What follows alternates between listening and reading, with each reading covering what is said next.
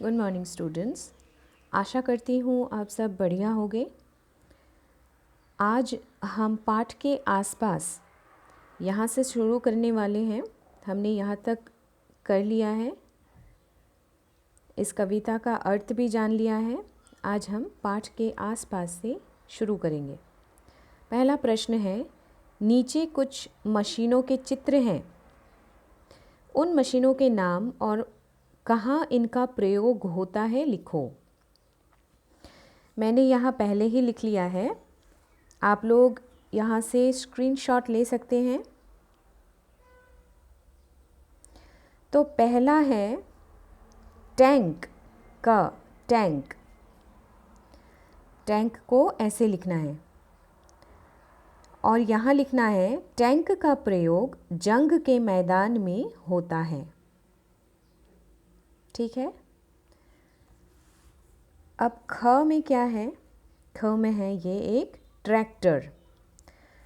तो ट्रैक्टर को कैसे लिखेंगे? ये देखिए, ट्रैक्टर का प्रयोग खेत के मैदान में होता है। ग, ये एक एटीएम मशीन है, तो हम लिखेंगे एटीएम। एटीएम का प्रयोग पैसा निकालने के लिए होता है। तो ये हो गया हमारा प्रश्न 1। अब प्रश्न 2 पर आइए।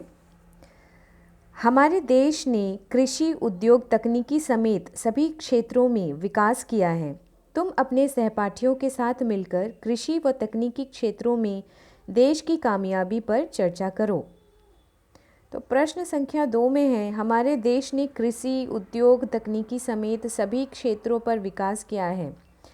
कृषि मीन्स फार्मिंग, उद्योग फैक्ट्रीज, इंडस्ट्रीज़, टेक्नोलॉजिकल तकनीकी का मतलब, इस तरह बहुत सारा अभी विकास हो चुका है। अभी सहपाठियों मतलब अपने जो तुम्हारे फ्रेंड्स हैं उनके साथ डिस्कस करने के लिए कहा गया है। चर्चा करो कि किस तरह से हमारे देश ने विकास किया है इन सब क्षेत्रों में। तो प्रश्न 2 का उत्तर कुछ ऐसा होगा, भारतवर्ष ने कृषि, उद्योग, तकनीकी समेत सभी क्षेत्रों में विकास किया है। आजकल भारत सरकार किसानों को मुफ्त में अच्छे अच्छे बीज देती है, जिससे फसल का अच्छा होना तय होता है। यही नहीं, कम दाम में या मुफ्त ट्रैक्टर भी प्रदान करती हैं। ठीक है। अब आइए प्रश्न संख्या 3 में। प्रस्तुत गीत में भारतवर्ष को शांति की नगरी कहा गया है। नीचे हमारे देश के कुछ शांति दूतों के चित्र दिए गए हैं। शांति दूत माने एওঁলোক महात्मा गांधी। তেওঁলোকে কেতিয়াও হিংসা বিচৰা নাছিলে। তেওঁলোকে শান্তিৰে যিখিনি আমি এতিয়ালৈকে আমি স্লেভ হৈ থাকিলোঁ হয় ব্ৰিটিছাৰৰ হাতত, তেওঁলোকক খেদি পঠিয়াইছিলে কিন্তু শান্তিত। हाँ, গতিকে इन चित्रों को पहचानो। এইখিনি চিত্ৰকাৰ চিনি পাবলৈ কৈছে, ভালকৈ पहचान কৰিবলৈ কৈছে। एवं और उनके बारे में पास ही दिए गए स्थानों में लिखो। এখেত হ'ল গৌতম বুদ্ধ। ঠিক আছে, তোমালোকে চিনি পোৱাই চাগে। ইয়াত তেওঁৰ বিষয়ে লিখিব লাগিব। এখেত হৈছে মহাত্মা গান্ধী। ইয়াত লিখিব লাগিব তেওঁৰ বিষয়ে। আৰু এয়া হ'ল এগৰাকী মহান মহিলা মাদাৰ টেৰেছা। এতিয়া মই তোমালোকে কি লিখিবা অলপ অলপ মই ইয়াত লিখি পেলাই দি দিছোঁ। प्रथमते আছে गौतम बुद्ध। उनका जन्म लुम्बिनी के कपिल वस्तु में हुआ था। ভালকৈ ধুনীয়াকৈ চাই লোৱা, অ কি মাত্ৰা ও কি মাত্ৰাবোৰ ভুল নকৰিবা দেই। उनका जन्म लुम्बिनी के कपिल वस्तु में हुआ था। कपिल वस्तु गाँवत হৈছিলে। उनका घरेलू नाम सिद्धार्थ था। घरत তেওঁক কি বুলি মাতিছিলে? सिद्धार्थ বুলি। 29 माने 29 वर्ष की आयु में सांसारिक सुख दुख त्याग कर बौद्ध धर्म की स्थापना की। এনেকে লিখিলে হ'ব। तार पिছত আহিলে महात्मा गांधी।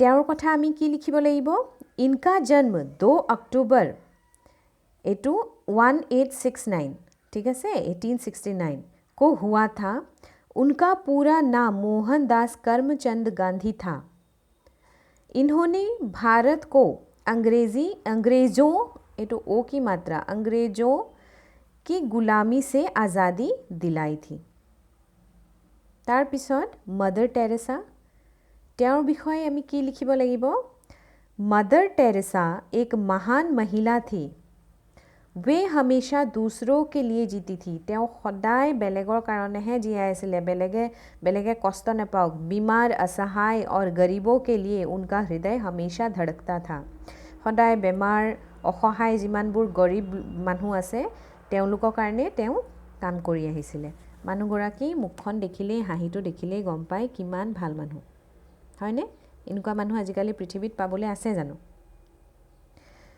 ठीक है इतिया हाँ भाषा अध्ययन प्रश्न 1 निम्नलिखित शब्दों के स्वर और व्यंजन अलग अलग करके लिखे गए हैं बढ़ाऊंगा स्वरू আছে स्वर माने अ आ इ ई एखिनि আৰু व्यंजन माने क ख ग घ एखिनि बेलेग কৰি পেলাই লিখিব লাগিব আৰু ইয়াক কি বুলি কয় वर्ण विच्छेद বুলি এটা পৰীক্ষাত যদি দিও এনেকুৱা এটা ওয়াৰ্ড দি পেলাই যদি কওঁ वर्ण विच्छेद কৰা তেতিয়া তোমালোকে এনেকে কৰিব লাগিব এটা ইয়াত আছে मंजिल परचम लहराएंगे আৰু दुनिया প্ৰথমটো দেখুৱাই দিছে बढ़ाऊंगा ब তলত দি এনেকে তাৰ পিছত জোৰ কৰি ব লগত ব অ এটা আছে হয়নে প্লাস আকৌ ढ তলত এনেকে প্লাস মেইন যেটো লেটাৰ হয় তাৰ তলত ব্যঞ্জন বা স্বৰৰ তলত নিদিয়ে ব্যঞ্জনৰ তলতে দিয়ে সদায় ৰেপ হা তাৰ পিছত এখিনি মই ইয়াত লিখি থৈছো তোমালোকৰ সুবিধা হওক বুলি मंजिलটো কেনেকৈ লিখিব मंजिলৰ তলত প্লাস এটো জোৰ বুলি কয় অ দি मंजिल ম অ এটা আছে অটো ওপৰত দিব লাগিব আংটো প্লাস জ দি ই প্লাস ল ব্যঞ্জনৰ তলত এডাল থাকিবই প্লাস অ ঠিক আছে কি বুলি কয় এটো वर्ण विच्छेद परचमটো কেনেকৈ লিখিলে প অ ৰ অ চ অ ম অ ঠিক আছে একেটা তলটো আহিব চ তলত আহিব ম তলত আহিব लहराएंगे ल লগত আ এটা আছে হ লগত আ এটা আছে ৰ লগত আ এটা আছে লহৰা আ কি মাত্ৰা এটা লিখিছে নে ল হ লগত অ ৰ লগত আ হা প্লাস এটো এনেকে থাকিলে তলত দিব লাগিব প্লাস গ দি এ लहराएंगे दुनियाটো কেনেকৈ লিখিব দ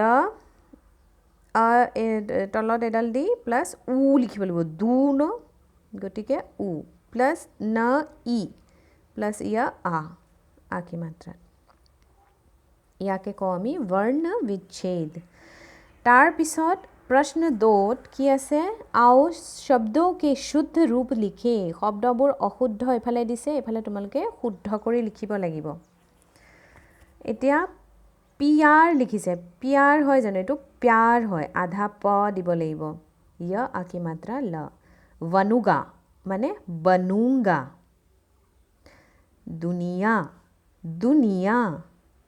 ठीक আছে ই की मात्रा ডাল ভুল আছে हर्ष ई दीर्घई भूल আছে मशीनी या तो हर्ष ई दीर्घई मशीनी चलूंगा लूंगा ठीक আছে ইয়াত কি ভুল আছে চলুंगा এটো ঠিকে আছে এটো একো ভুল নাই দে উ কি মাত্ৰাডাল ইয়াত ভুল আছে এটো এনেকুৱা হ'ব ইয়াত এনেকুৱা দিয়া আছে ঠিক আছে এটো হ'ব চলুंगा এটো এনেকৈ হ'ব তাৰ পিছত পায়েंगे লিখা আছে এটো পায়েंगे ওপৰত চন্দ্ৰবিন্দু এটা আছে পাপীটো এনেকৈ নহয় পাপী गिरने হল স্ক্ৰিনশট এটা তোমালোকে থৈ দিব পাৰা ঠিক আছে এতিয়া আমি নেক্সট পেজত আহোঁ আজি আমি ইয়াৰ প্ৰশ্ন উত্তৰখিনি ফিনিশ কৰিম যাতে নেক্সট ভিডিঅ'ত মই পাৰ্ট 2 দিব পাৰোঁ চাৰ মিত্ৰ তোমালোকে ধুনীয়াকৈ এইখিনি কৰি ল'বা দেই স্কুল খুলিলেই মই এইখিনি চেক কৰিম আৰু পৰীক্ষাত এইবিলাকে আহিব ধুনীয়াকৈ পঢ়ি থাকিবা গৰম বন্ধ হ'ল বুলি একদম নপঢ়াকে থাকিব নাপায় নহলে সব পাহৰি থাকিবা ठीक है योग्यता विस्तार प्रश्न 1 स्वर और व्यंजन वर्णों को छाटकर निर्धारित जगहों में लिखो इफाले स्वर दिसे इफाले व्यंजन मैं ऑलरेडी কৈ গলো स्वर কাক কয় अ हाँ अ आ ई उ औ हाँ री আছে না নাই এ আছে ও এ এইখিনি হল স্वर व्यंजन अ आ খিনি আৰু ব্যঞ্জন খিনি কাক কয় ক খ গ ঘ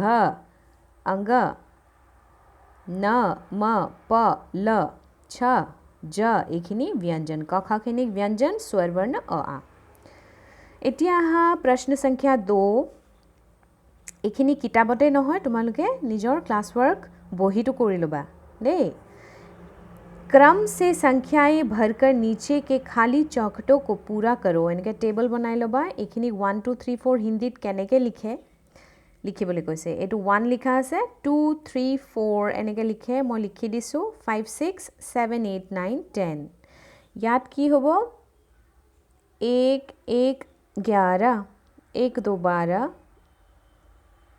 1 3 13 এটো 14 লিখা আছে 15 16 1 6 16 1 7 17 1 8 18 1 9 19 तार पिছত 20 এনেকৈ বাকিখিনি তোমালোকে পাৰিবা এইখিনি কমপ্লিট কৰি লবা দেই प्रश्न 3 तुम लोग ऐसे ही और देश प्रेम मूलक गीत इकट्ठे करो और गाने की कोशिश करो की ऐसे ए मेरे वतन के लोगों আছে तार पिছত हर करम अपना करेंगे ए वतन तेरे लिए এই গীতটি আছে তোমালোকে এনেকুৱা গীত আৰু ইকट्ठा কৰি গীত গাবলৈ কৈছে তে স্কুল খুলিলে ধুনীয়াকৈ আমি সং কম্পিটিশন পাতিব পাৰিম সিঙ্গিং কম্পিটিশন তেতিয়া তাত তোমালোকে গাব পাৰিবা এনেকুৱা দেশ প্ৰেমমূলক গীত